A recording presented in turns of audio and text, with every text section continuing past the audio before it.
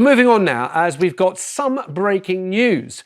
The Chancellor is expected to give her budget in the Commons now any moment. But we've already known some of what's going to be announced. And that is because the Office of Budget Responsibility, the OBR, has already published the budget measures. Now, they've said it was published early in error. This is unprecedented. I should let you know that we've never had this happen before, but it means that we can see what the Chancellor is due to announce. So it confirms that income tax thresholds will be frozen for another 3 years. It says that the two-child benefit cap is going to be lifted, meaning families can claim additional benefits for all of their children. Also, there will be a new pay-per-mile tax on electric vehicles, which had been predicted, and a mansion tax on homes worth more than £2 million. The Prime Minister has been asked about this unprecedented leak during PMQs in the last few moments. With resignations, hostile briefings and leaks galore, even just in the last 10 minutes, an unprecedented leak of the OBR analysis. Matters for the OBR. The Chancellor will set out the budget in just a few minutes' time. Now, we're going to be taking some of your calls on this. Does the budget being leaked show that Labour have lost control? Henry, I cannot emphasise enough how, I hate to use the word unprecedented, but it is that the budget is about to be announced. And the Office of Budget Responsibility, half an hour before the budget is about to be announced, have already basically leaked the budget. Not only that, but also their appraisal of the budget. I don't know if it's cock-up or conspiracy. The next few days will tell, and heads may roll at the Office for Budget Responsibility, or if it was somebody at the Treasury who authorised them to do it, I mean, they're supposed to be independent, but who knows exactly, then perhaps we'll see consequences. But that's kind of part of the drift we've seen over the past few months. This has been the most leaky pre-budget period that we've ever seen. It's been chaotic. It's probably causing both the capital markets and businesses to doubt the ability of this current Chancellor and this leadership to run the show properly, and it doesn't inspire confidence. And look, only a week or two ago, we had the Health Secretary at war with Downing Street. It's all over the place. Does it? I mean, it just gives this sort of shambolic nature to the whole day. We've had those leaks, as Henry said, but to have the OBR put the budget out half an hour before the Chancellor is going to stand in the Commons to announce the budget. Alexis, I'm absolutely stunned. I mean, I've been working on newspapers for a very long time and I don't remember a budget ever. And we've had some chaotic budgets. I don't remember a budget ever being this chaotic. There have been ridiculous amounts of leaks and this is just like, what on earth is going on? But do you think it says more about Number 10, the machine, the engine of government, when something as big as this happens on a day like this? I think it says an awful lot about the chaos behind the scenes there. We've had hints of it, you know, certainly with the West Streeting, jockeying for position, and we've had also Angela Rayner jockeying, Andy Burnham jockeying for position. We've had all sorts of stories coming out from Number 10, infighting within Number 10. West Streeting said himself, didn't it? It was chaos in there.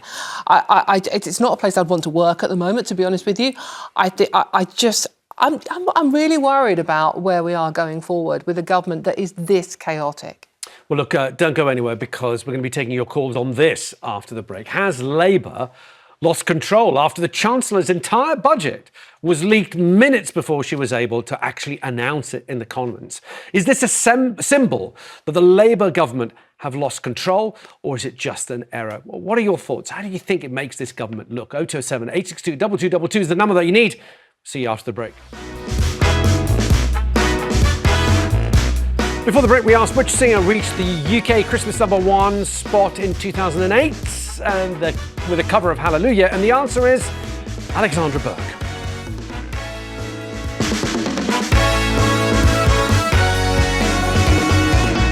Welcome. If you just joined us, we're live on 5. Henry and Dawn are with me. Now, we're going to be taking some of your calls on this breaking news that the Chancellor's budget was leaked in error ahead of her speech in the House of Commons. The Prime Minister has been asked for an explanation of the, and I quote, complete shambles.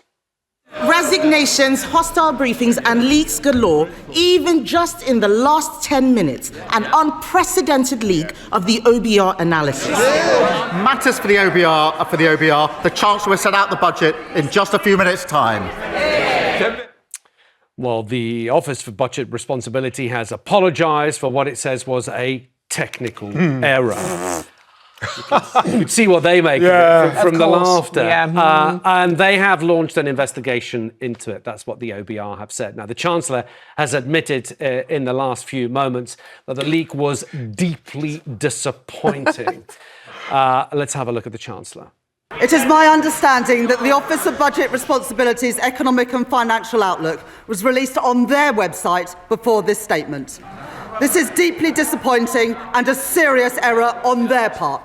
The Office for Budget Responsibility have already made a statement taking full responsibility for their breach. But does this show that the whole thing is a bit messy, that Labour have lost control? And we're taking your calls on this. 0207 862 2222 is the number that you need to get in touch.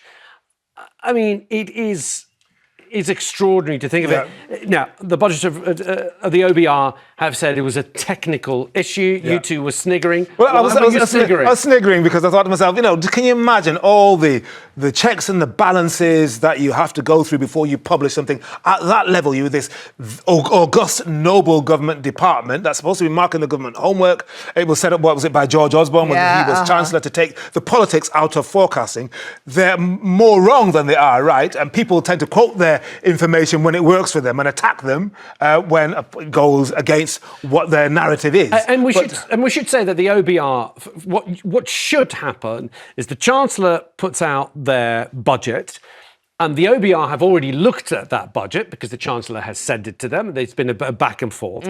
After the Chancellor says, this is what I'm about to do, and they deliver the budget, then you get the publication of, well, here's what the independent Office of Budget Responsibility thinks about the measures that the Chancellor has taken. Yes.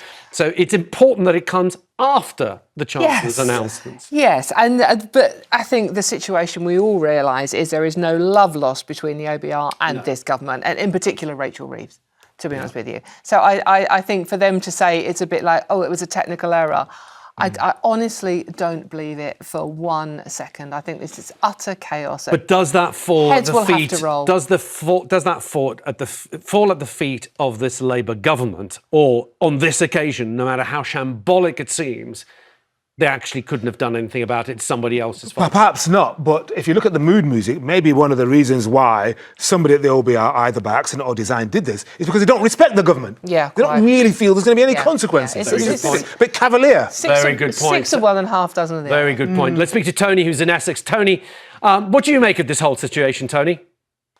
I think it's disgusting because why should we have a government that is not doing their job properly, right? Just get rid of the government. That's my thing.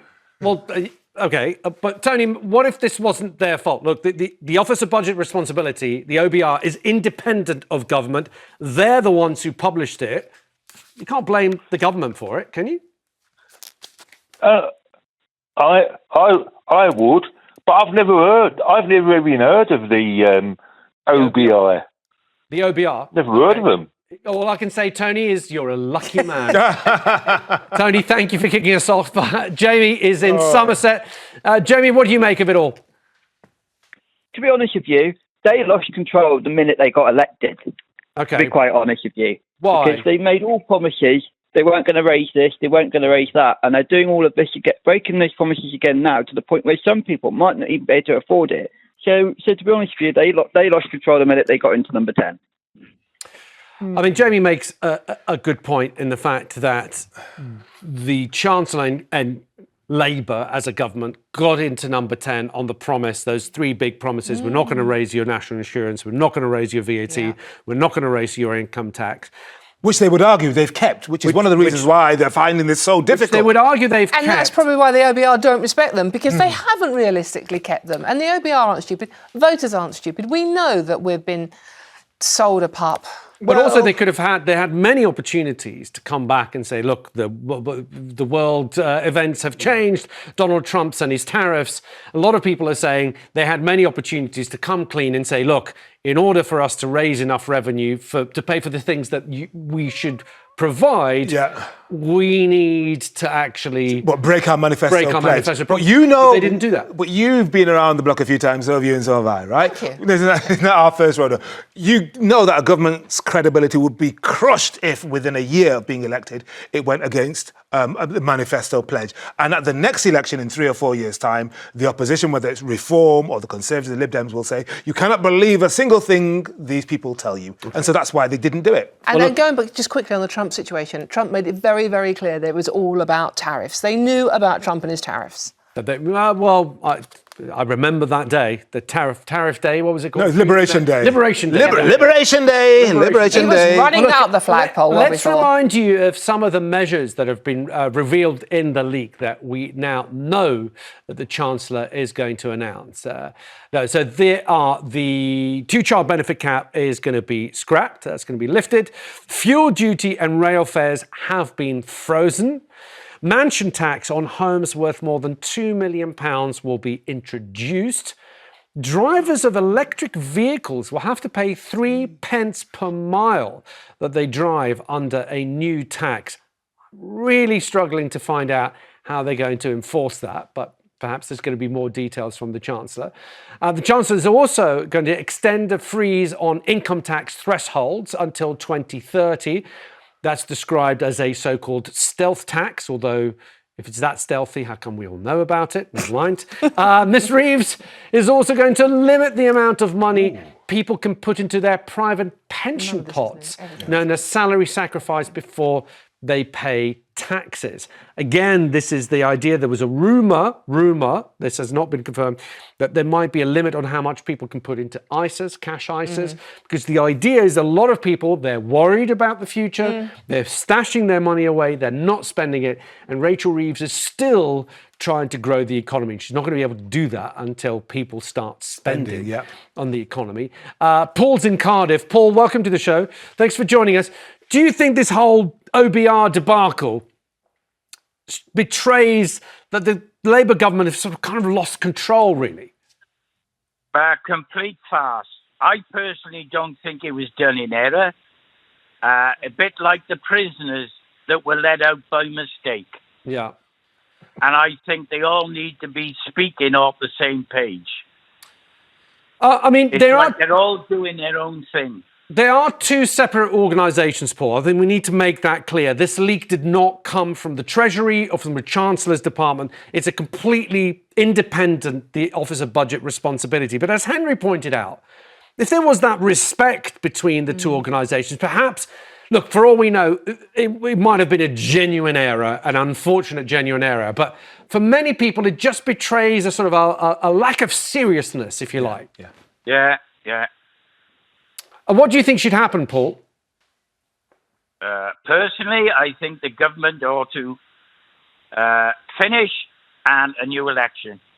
Okay, for them to stand. No, we can't do that, Paul. I mean, we elect governments for a maximum term of 5 years. We're a serious country. We don't want to lurch from crisis to crisis. We've had too many prime ministers in the last 9 years since Cameron. Let's have a bit of stability and be a serious country. Well, don't you think this government should have learnt from the previous government who messed up in spades, and they're doing the self-same thing? Well, most of them have no experience in government. Let's quickly squeeze in Trevor, who's waiting to speak to us from Edinburgh. Trevor, what are your thoughts?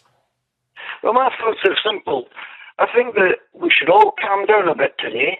Okay. We should say, we know our country, Britain's in a mess. We all know. I don't think there's a person in Britain alive today in 2025 that doesn't know this country's in a mess. But here's the thing.